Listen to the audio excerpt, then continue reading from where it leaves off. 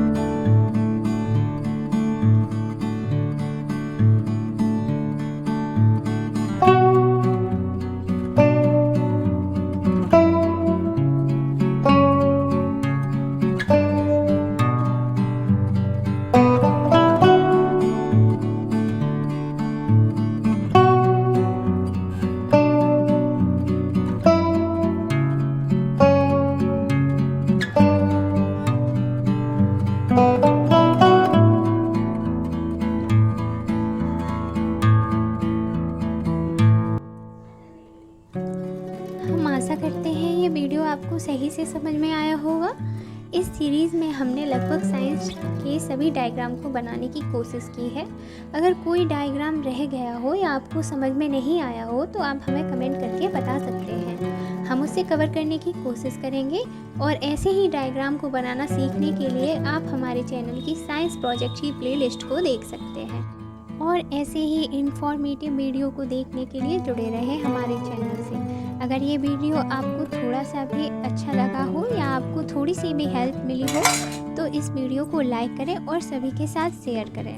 आपका एक्सपीरियंस हमारे साथ कैसा रहा हमें कमेंट करके ज़रूर बताएं। तो चलिए मिलते हैं अगले वीडियो में। इस वीडियो को लास्ट तक देखने के लिए आपका बहुत बहुत बहुत धन्यवाद। Goodbye and take care.